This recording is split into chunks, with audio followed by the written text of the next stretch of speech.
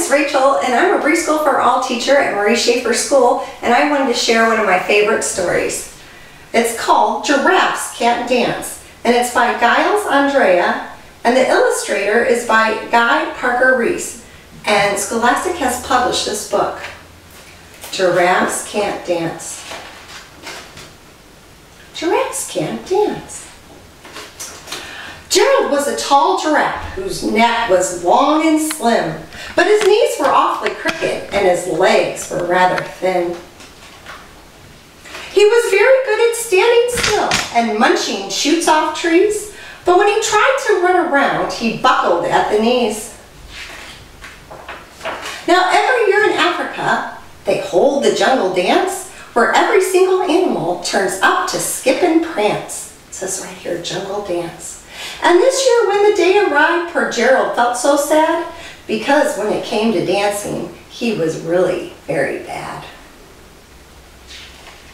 So Gerald, there are some things, he's feeling sad, but we all have our strengths and our weaknesses. There's some things that we're good at and there's some things that we're not so good at. And so the things that we're not good at, we need to practice to get better if that's what we want to do. The hog started waltzing and the rhino rocked and rolled. The lion danced a tango that was elegant and bold. The chimps all did a cha-cha with a very Latin feel, and 8 baboons then teamed up for a splendid Scottish reel. Gerald swallowed bravely as he walked toward the floor, but the lions saw him coming and they soon began to roar. "Hey, look at clumsy Gerald," the animals all sneered. "Giraffes can't dance, you silly fool." "Oh, Gerald, you are so weird." Wow, he was being brave here, and these other animals were starting to laugh at him. How do you think that made him feel? And can you ever think of a time that someone else made you feel that way?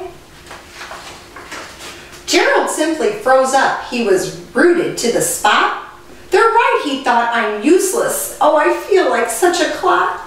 So he crept off from the dance floor and he started walking home. He never felt so sad before, so sad and so alone.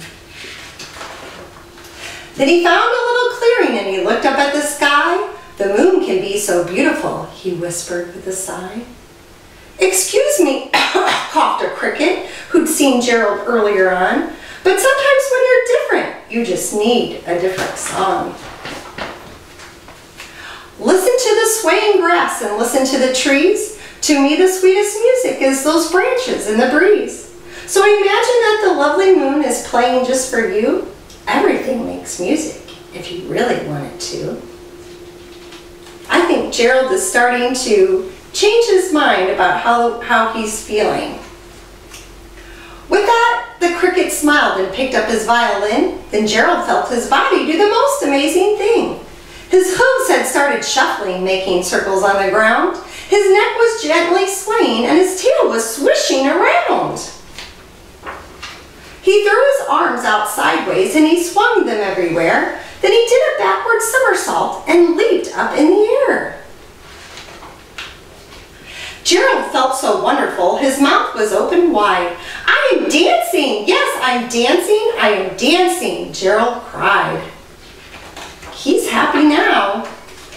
Then one by one each animal who'd been there at the dance arrived while Gerald boogied on and watched him quite entranced. They shouted, "It's a miracle! We must be in a dream!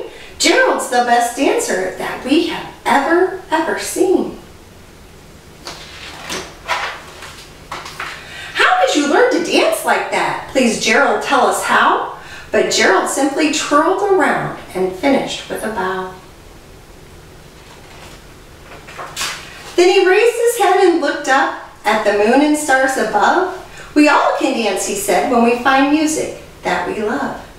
So even though Gerald couldn't do those fancy dances that the other animals could, he danced the way he knew how.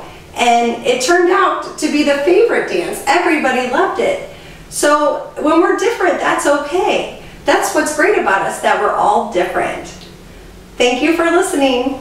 See you next time.